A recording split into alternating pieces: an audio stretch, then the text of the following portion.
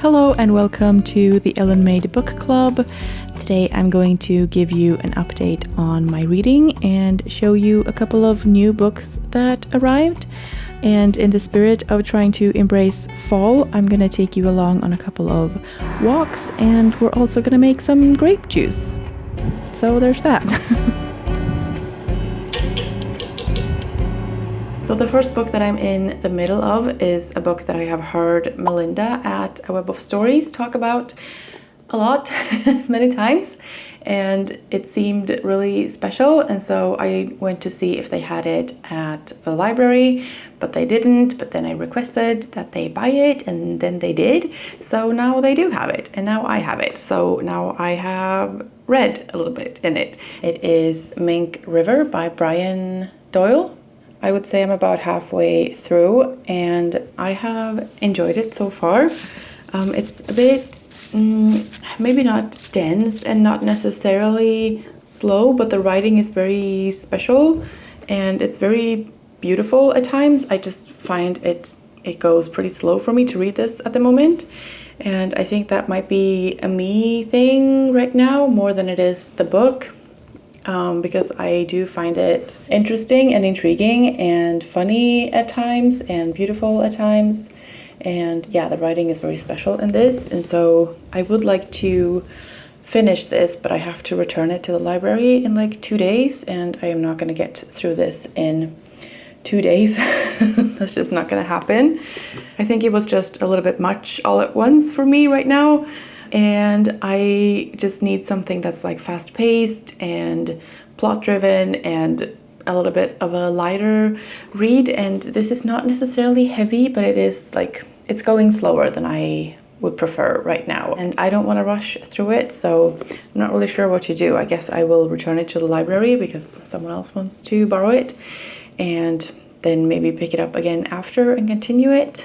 I'm not really sure how to explain what this is about, but it follows the people in a coastal village in Oregon.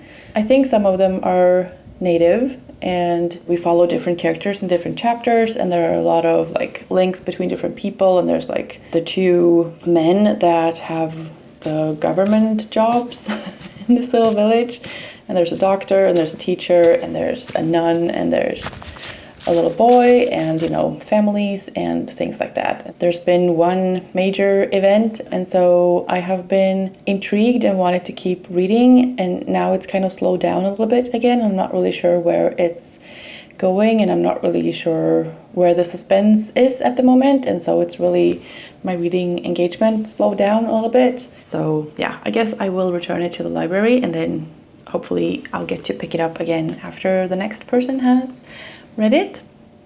And then I also finally got my copy of Rewitched by Lucy Jane Wood, who is a YouTuber and now published author. It's a woman who's about to turn 30, and she has magical powers that she hasn't really been using to their fullest potential. And now that she's turning 30, she has to prove her right to keep her powers, or they will be taken away from her. I have only started to read it, so I'm at like page 50, I think. But it's really easy going and light-hearted and sweet. And so I think that once I get going in this, it won't take me very long to get through. That being said, it's not really fast-paced either.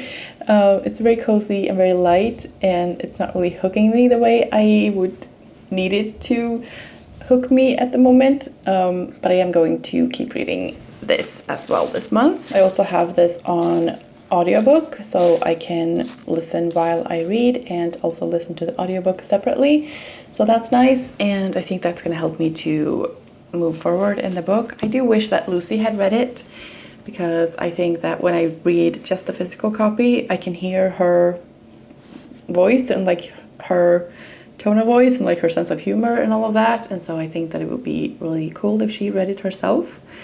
But she's writing the next part to this story, so I guess she doesn't have time to do that. The narrator is fine and does a good job. It's just not Lucy, so it's just different. And then the next book that was finally delivered is pretty much the opposite. This is a very dark book, I would say. It doesn't feel that way when you hold it in your hands, but the contents of it is dark. It's The Mare by Angharad, Hampshire. This is a fictionalized story about a real person, a woman who worked as a guard in a concentration camp in Nazi Germany. And then she went on to live like a regular life as a married woman. And then one day a reporter knocks on her door and reality catches up to her. And it's very, like, knowing what it's about and the horrors of this story is very in contrast to the physical book itself, because like you can see the cover is like pink and red. It's like a matte velvety cover and it's super soft and super light, like lightweight, and yeah, very, very soft to hold. And the chapters are really short. They alternate between Hermine, which is the woman's name, and her husband Russell. And so the chapters are very short, and I feel like everything is in contrast to what the story is going to be like. I haven't started reading this, but I'm very intrigued too. I'm trying to take a break from heavy topics, so I'm not sure it would be the best thing for me to jump straight into this one, but this is the kind of story that really intrigues me and that I would find fascinating if it's well done. So yeah, but I'm trying not to start reading this right away, but yeah, maybe soon-ish.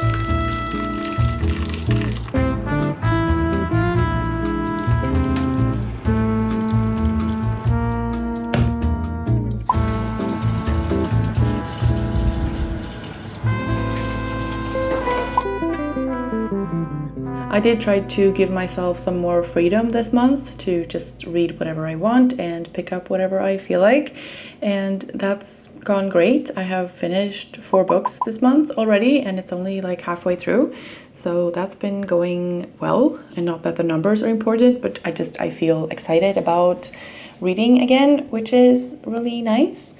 I've also been listening to audiobooks a lot, and that certainly helps with how many books I can get read in a month. And yeah, so that's been going really well. I might do a pile of possibilities for November. Kat at Curious Cat posted about an event that she's hosting in November called Neurovember. So it's everything to do with neurodiversity and psychology, mental health, brain stuff, like representation in fiction and non-fiction books about those kinds of topics. And I find everything to do with the brain and human behavior and like how we work in the head. I find that very interesting, and I think it's a very good thing to call attention to and just, raise awareness. So I would like to participate in that at least a little bit. And there were a couple of books on her list of suggestions that I want to read anyways, so I might as well read it for that event.